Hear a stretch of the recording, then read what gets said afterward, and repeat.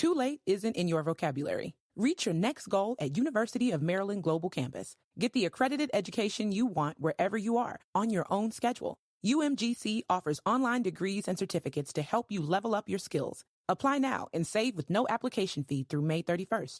For more than 75 years, UMGC has been transforming adult lives. Access online courses, faster onboarding, and success coaches that help you along the way. Plus, UMGC makes an accredited online education more affordable than ever, with scholarships, interest-free payment plan, and no-cost digital resources in place of most textbooks. Choose from more than 125 degree and certificate programs in career-relevant fields and receive lifetime career services at no additional cost. Gain skills local employers are looking for in business, cyber, IT, healthcare, and more. Get started on your undergraduate or graduate degree or certificate online. No application fee if you apply by May 31st. Learn more at umgc.edu/podcast. Certified to operate by Chev. You know how important sleep is for your health, and that's why I'm excited to share a podcast that can help, Sleep Cove. Chris, a hypnotherapist with years of experience, provides relaxing sleep hypnosis, meditations, and bedtime stories to help you drift off. So next time you find yourself staring at the ceiling, play Sleep Cove's episodes focused on reducing anxiety or improving your confidence and experience the benefits of a good night's rest. Follow Sleep Cove on your favorite podcast platform so you can easily find it whenever you're ready to wind down and relax.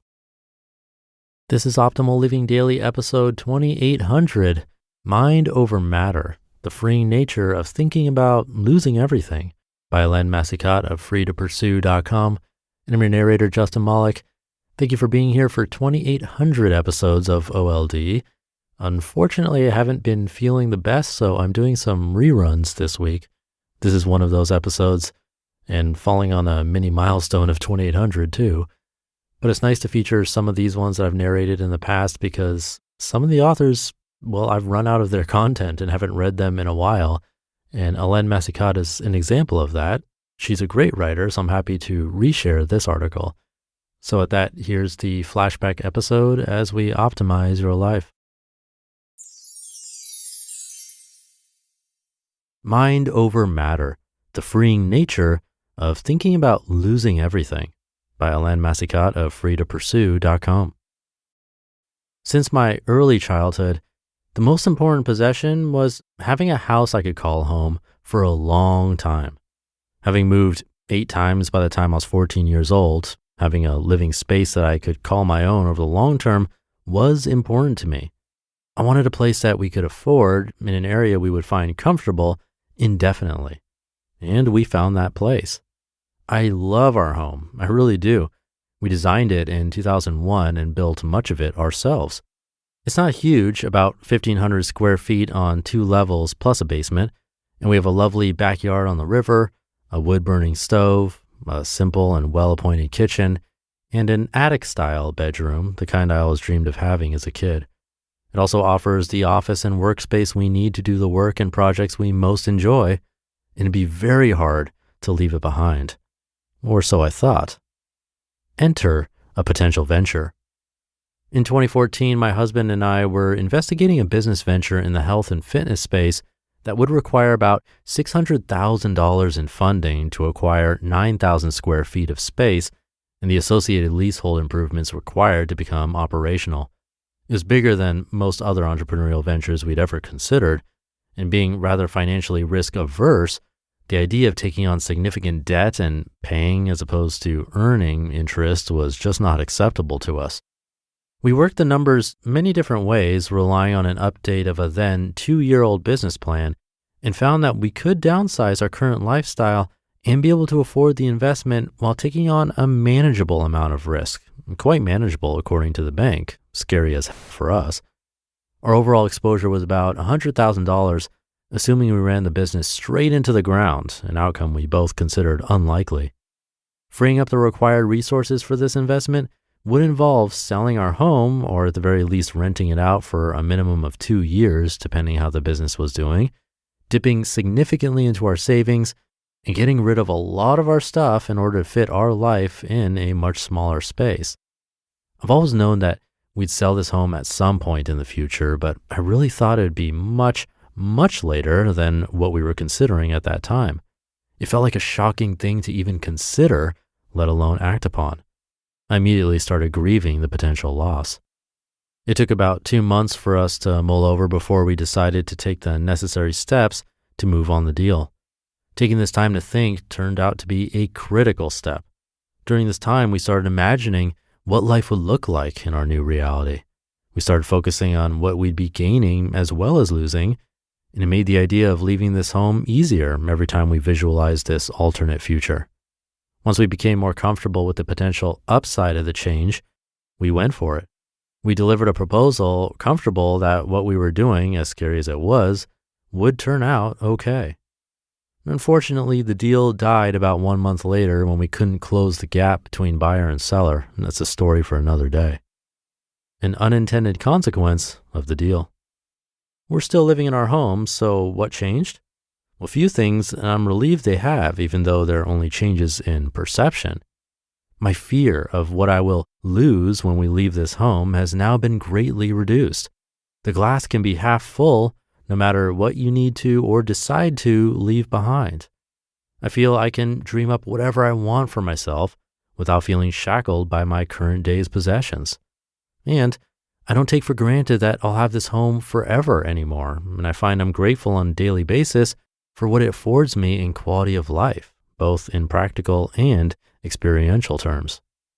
These points on their own are important, but better still, the mental process of working through what it would be like to lose something dear to me now applies to how I view other possessions. I often ask myself what it would be like not to have certain things, or what possibilities might open up for us if our physical environment changed. What do I mean? Well, let me offer a short list of what's crossed my mind. What if we traded in the assets we use in our current business and professions for investment in different professional activities? What new skills and experience would this change offer? Could we work on something that we'd find even more rewarding? What if we sold our home, downsized into a 1-bedroom condo or apartment, and invested the difference to help grow our retirement savings by leaps and bounds? What if we gave away or sold nearly everything we own and lived half the year in other countries, traveling the world and experiencing a very different life? By repeatedly picturing what I felt was a monumental change and taking steps to make it a reality, I reignited my imagination, allowing myself to picture many alternate realities where I would be just fine regardless of what and how much familiar stuff would still be around. It's lessened the almighty aversion to losing something, the powerful force that all too often keeps us anchored to the status quo.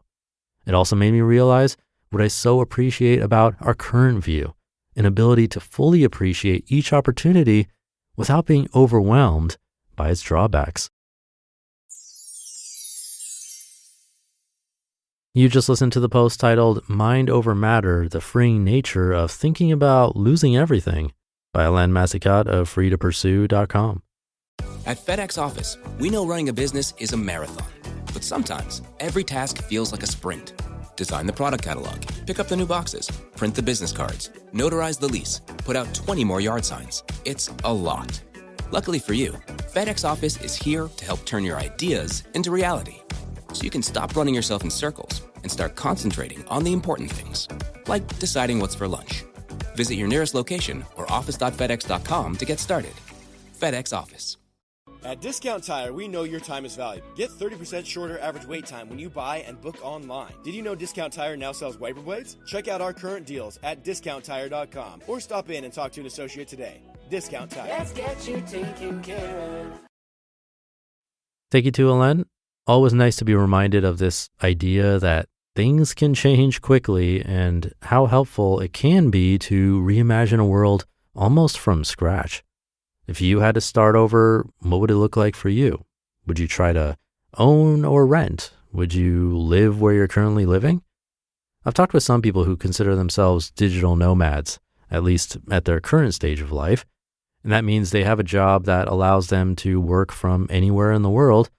And so they choose to not really have a home base, but move from one place to the next, often internationally, stay for a while and move on. And that's one of the options Helene mentioned in this article. I would say that's one side, a sort of extreme on the scale of what we call home. And there are lots of upsides to that, but plenty of downsides as well. Less consistency with everything, your social circles, in person at least, where you live, your surroundings, the weather. But on the other extreme of staying put, sort of permanently having a home base, well, there's less adventure and novelty. But by thinking through these different ideas and reimagining how things could be, we can really change our lives for however we see fit in this moment. Sometimes something outside of ourselves creates that momentum, but it doesn't have to. All it really takes is a little reflection. So make some time for that reflection. Have a great rest of your day, and I'll see you tomorrow where your optimal life awaits.